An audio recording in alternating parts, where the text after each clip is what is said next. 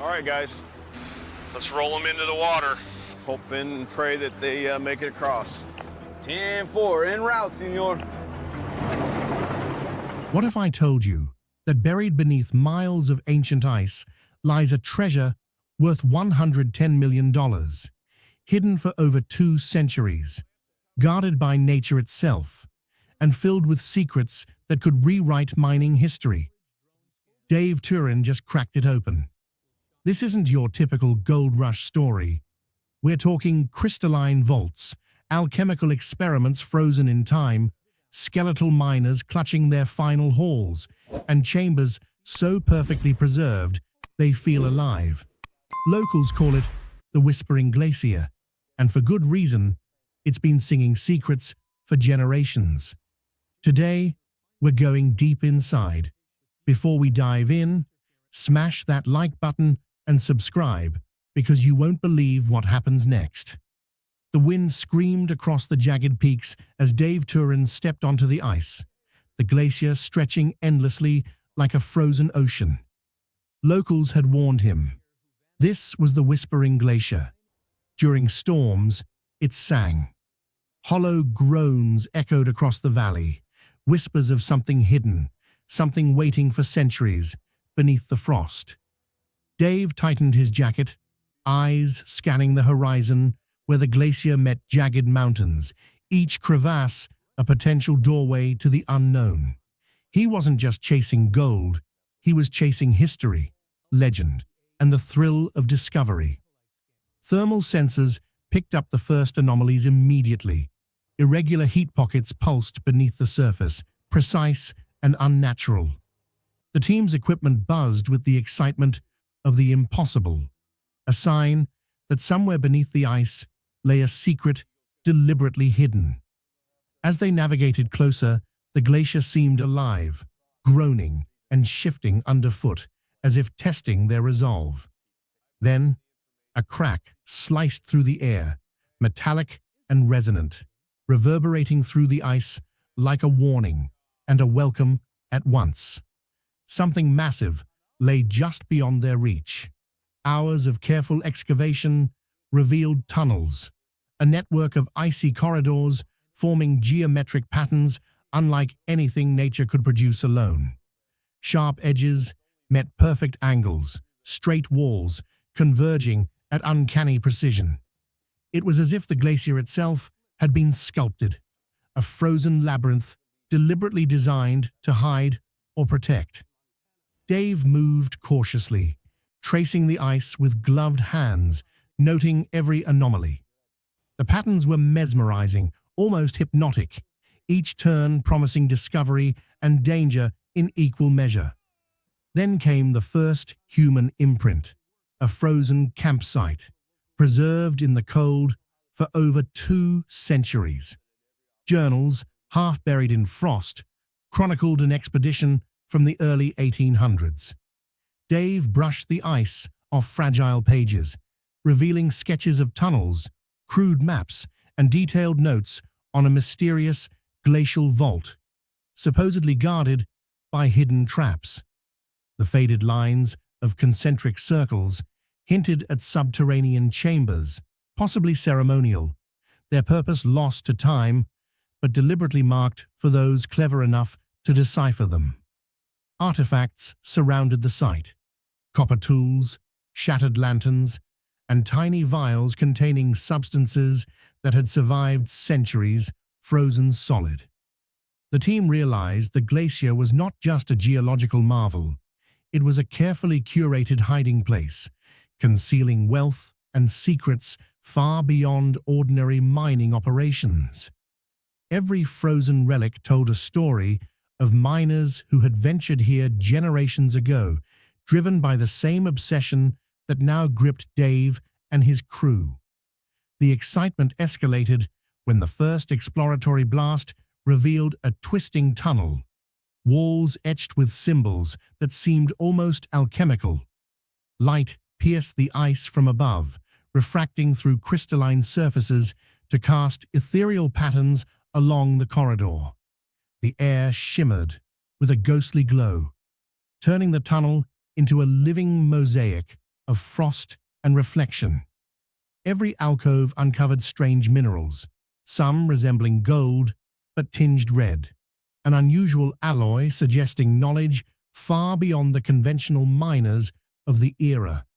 Dave leaned closer to the walls, noting subtle shifts in airflow, a whisper of hidden chambers just out of sight, corridors that seemed to breathe with the glacier itself. Every turn, every shadow intensified the sense that this labyrinth was alive, purposefully confusing, blending the hand of man with the unpredictable artistry of nature. Paths doubled back, alcoves led nowhere, and walls shifted with ice movements, forcing careful navigation. The deeper they went, the more it became clear. This was no ordinary vein, no simple hoard of nuggets. The glacier itself had been weaponized as a guardian, a maze of frost and stone designed to protect something monumental, something whose very existence challenged history and reason alike. As Dave paused in the heart of the labyrinth, the glow of red-tinted gold flickering in the torchlight, he knew the real journey was only beginning. The chamber opened up before Dave and his team like a frozen cathedral, walls shimmering with quartz crystals that stretched from floor to ceiling, some streaked with veins of gold, so fine they caught the light and scattered it in dancing rainbows across the icy floor. When struck lightly, the crystals emitted a faint, vibrating hum, a sound that resonated deep within the chest, impossible to explain but undeniably present. Thermal scans showed anomalies behind the walls, voids too large to be mere natural cavities, suggesting untapped chambers hidden just beyond the crystal barrier. Dave knelt, examining the structure and sketching patterns in his notebook, theorizing that centuries ago, miners may have used these quartz filaments as primitive mapping beacons, guiding their movements through the glacier's labyrinthine tunnels. The temptation to immediately extract the gold was overwhelming, but the team held back, knowing a single misstep could collapse the delicate chamber, sending centuries of frozen treasures tumbling into ruin. Every movement had to be calculated, every tool placement precise. The crystal vault was beautiful, but fragile, a testament to both nature's artistry and the miner's understanding of how to work within it. Pressing further, they encountered a massive ice pillar, frozen solid yet unmistakably carved with purpose. Embedded inside were gold ingots, trapped mid-extraction, as if someone or something had abandoned work centuries before. The sheer size and precision of the pillar hinted at advanced techniques for the time, far beyond what ordinary miners could achieve. Small carvings at its base suggested it wasn't merely structural, it was ceremonial, marking a hierarchy or perhaps honoring the laborers who risked life and limb to hoard this treasure. Extraction would require delicate engineering, every cut and chip calculated to prevent the pillar from fracturing under its own weight. The team paused, collectively sensing the weight of the glacier's presence. An almost conscious guardian watching over its frozen prize. Even seasoned explorers felt the hair on their arms rise. This was more than ice and rock. Legend and reality intertwined here, and the glacier seemed alive with memory and intention. The Frozen Guardian, as they began calling it, stood as a monument to human ambition and the glacier's power to preserve it. A narrow passage off the pillar led them into the Hall of Shadows, where the interplay of torchlight and reflective ice produced moving specters along the walls, shadows that didn't match their movements perfectly. Dust from gold-infused ice shimmered with each step, revealing concealed pockets of mini-hoards tucked within crystalline clusters, nearly invisible unless illuminated just so. Dave moved cautiously, his gloved hands brushing over partially melted ice pockets to uncover ancient tools, pickaxes, chisels, and measuring instruments, some etched with obscure symbols that seemed almost ritualistic. Scientific analysis of the tools revealed traces of metals not native to the region, evidence of trade or movement long before modern records accounted for it, hinting at a network of knowledge and commerce that had somehow intersected with this glacier centuries ago. Every discovery reinforced the sense that the glacier wasn't just a repository of wealth. It was a living archive of human ingenuity, ambition, and secrecy. The tools weren't merely functional, they were crafted with care, decorated with symbols that suggested meaning beyond utility. These miners had been artists as much as laborers, embedding their story into every object they touched. Navigating the hall demanded constant vigilance.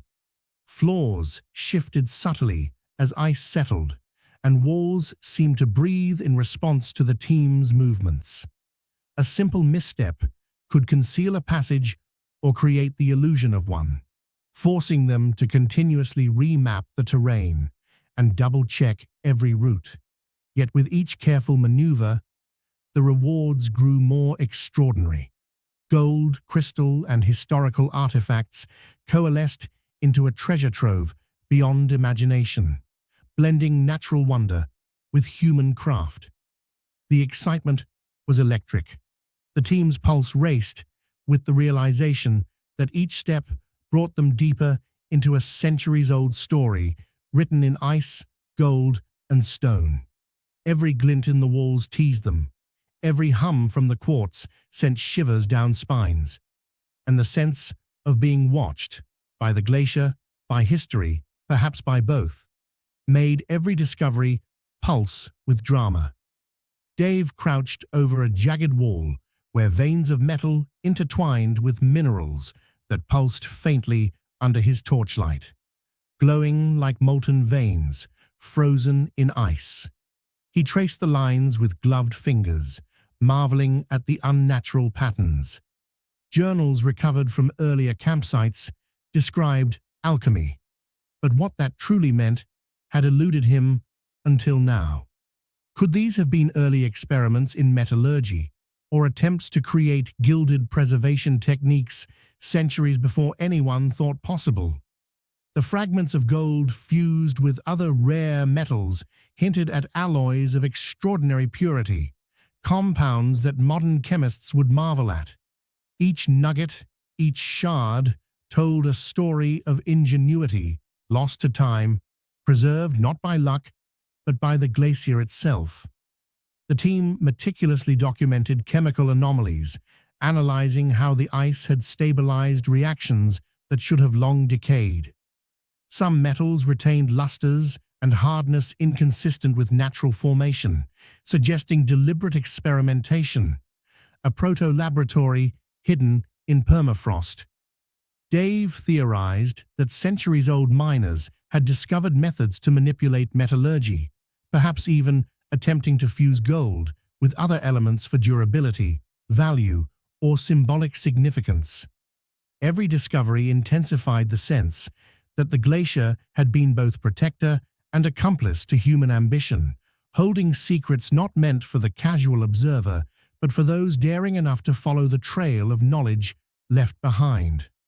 The red-tinged alloys, the preserved vials, the careful arrangement of materials, all pointed to a sophistication that challenged everything historians thought they knew about early mining operations. As they ventured further, the ice labyrinth opened into a massive dome, the heart chamber. The ceiling arched high above, ice walls catching torchlight and scattering it across enormous frozen boulders of gold, some the size of small cars. The scale was staggering. The weight alone suggested hoards long thought impossible to exist. Amid the treasure lay skeletal remains, perfectly preserved, miners clutching gold artifacts as though frozen mid-task, a chilling tableau that blurred the line between archaeology and gold rush drama. Frost patterns traced intricate lines along the floor and ceiling, revealing cavities beneath the main vault untouched for centuries. Dave knelt to inspect these patterns, realizing that the gold and artifacts were arranged deliberately, potentially following symbolic geometry, a navigational tool, ritualistic design, or even a coded map, meant for those who knew how to read it. The Hoard's monetary value approached $60 million, yet the historical resonance of the discovery now rivaled the gold itself. Every artifact, every skeletal hand, frozen around a nugget, was a testament to a long-lost ambition and the cleverness of those who had come before. These weren't just miners, they were guardians, deliberately placing their treasure in a pattern that would only make sense to someone who understood their language, their symbols, their world. Beneath the dome, a narrow tunnel led into the Perafrost lab, a hidden secondary chamber that seemed even more secretive than the heart chamber above. Ice-encased vials, tiny containers, and delicate instruments hinted at experimentation, evidence that miners had attempted to preserve gold using innovative methods blending natural ice and primitive chemistry. Some vials contained traces of early gilded alloys, mixtures designed to fuse metals in ways never recorded in standard mining texts. Dave's team carefully extracted samples, marveling at the foresight and skill necessary to manipulate gold and other metals under such harsh conditions. Structural scans revealed micro-cavities concealed behind thick ice, high-density gold deposits invisible to the naked eye. Each tiny pocket was a surprise, a hidden blessing, layered beneath centuries of frozen sediment. The preservation was staggering. The glacier had acted as both vault and laboratory, stabilizing chemical reactions, preventing oxidation, and safeguarding materials in ways no modern refrigeration or lab could replicate. Dave moved cautiously, noting every anomaly, aware that the slightest disturbance could compromise centuries of preservation. Every surface seemed intentional, every frozen vial or shard of gold a deliberate act of safeguarding knowledge and treasure. The Perafrost lab represented a convergence of ambition, ingenuity, and natural preservation, a testament to human ingenuity preserved by the most unforgiving of landscapes. As they catalogued findings, Dave marveled at the precision of the layout. The combination of heart chamber and Perafrost lab suggested an advanced understanding of both natural forces and material science, all hidden beneath miles of ice. The pathways, tunnels, and carefully concealed chambers were more than just storage. They were a deliberate system, a frozen network of wealth and knowledge. As they aggregated discoveries from the Crystal Vault, Frozen Guardian, Hall of Shadows, Heart Chamber, and Perafrost Lab, the full scale of the Hoard became undeniable. Thermal scans, density estimates, and careful measurements suggested a staggering total value of $110 million, a sum that alone could redefine Alaskan mining history. But this was no ordinary stash of nuggets, alloyed gold fused with rare metals, crystalline encasements capturing light like frozen flames, and artifacts that had survived centuries of frost combined to create a trove unparalleled in modern exploration. Each piece told a story. Each cavity hinted at deliberate human intervention. These miners had been meticulous, staging treasure to mislead any casual finder while preserving the most valuable pieces for those who could interpret the layout. Journals found in earlier chambers revealed cryptic notes about layering and placement, symbols indicating that hoards were intentionally segmented, hidden behind ice barriers and natural labyrinths. Carvings etched into walls suggested the same, a deliberate choreography of wealth and misdirection. Dave studied each annotation, cross-referencing them with crystal formations, gold veins, and hidden alcoves. The extraction process would require an unprecedented level of precision. One wrong strike, one careless removal could collapse centuries-old ice, destroying both treasure and historical record. The team moved like surgeons, balancing the need to retrieve gold with the obligation to preserve a unique archaeological and metallurgical record. Every step had to account for the glacier itself, a silent, shifting participant in the operation. Unpredictable, yet crucial to the preservation of what lay within. The revelation was more than monetary. The artifacts, alloyed nuggets, and crystal-encased formations were pieces of a frozen narrative, an insight into mining innovation, experimentation with metals, and human ambition preserved in ice. The Hoard was both windfall and time capsule, offering a rare glimpse into an intersection of wealth, science, and history. Dave's team documented every angle, every anomaly, knowing the discovery's significance would resonate far beyond personal or financial gain. Each layer of the Hoard demanded careful planning. Large gold boulders had to be stabilized, delicate crystal encasements supported, and skeletal artifacts catalogued in situ before removal. As the extraction proceeded, new revelations emerged mid-operation.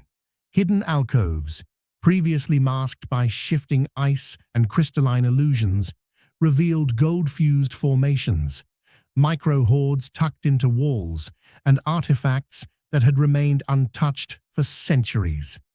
The team's excitement surged with each find, tempered by the knowledge that the glacier could shift without warning, crushing the unprepared or burying treasures once more. Dave orchestrated the extraction sequence with exacting control. Temporary supports, thermal monitoring, and delicate cutting ensured that both Hoard and historical context remained intact. Each nugget removed, each artifact preserved, reinforced the dual nature of the find. A combination of financial fortune and historical revelation rarely encountered in modern exploration. The glacier, however, was a living force. Even as extraction moved forward with careful engineering, subtle shifts in the ice reminded the team that nature still had ultimate control. The sound of cracking ice echoed in hidden chambers, dusting gold dust into the air, a constant reminder that the Hoard was both vulnerable and miraculous. The team adjusted strategies on the fly, reinforcing tunnels, redirecting meltwater, and improvising methods to secure treasures that had been perfectly preserved for centuries. Artifacts frozen mid-use, tools still clasped in skeletal hands, vials sealed within ice pockets, added a layer of historical intrigue that surpassed monetary value. Each careful recovery felt like stepping into a time capsule, every nugget a fragment of a story that had waited centuries for rediscovery. With every carefully extracted piece, the dual narrative of wealth and history became undeniable. The Glacier Gambit, as Dave had begun to call it, was not merely a logistical challenge, but a test of understanding the glacier itself. Nature's unpredictability required the team to think dynamically. Ice shifts, temperature fluctuations, and pressure changes all threatened to undo months of work. Yet the combination of planning, observation, and ingenuity allowed the team to maximize the haul without compromising the integrity of the site. Gold and crystals were catalogued, photographs and scans recorded, and artifacts carefully preserved. Every recovered object was a testament to human ambition, preserved by the harshest of natural guardians. As the final chambers opened, the scale of preservation astonished everyone. Frost-encased journals, meticulously engraved tools, skeletal remains, and alloyed nuggets were documented for posterity. Dave emphasized the glacier's dual role. It was both vault and archive, securing wealth while preserving the history of human endeavor, experimentation, and risk. The real treasure was the knowledge that centuries ago, miners had ventured into this frozen realm with courage, ingenuity, and vision, leaving behind a legacy that would inspire generations to come. Dave Turin had followed their whispers through the ice, and in doing so, had become part of their eternal story. A story written in gold, preserved in frost, and waiting for those bold enough to read it.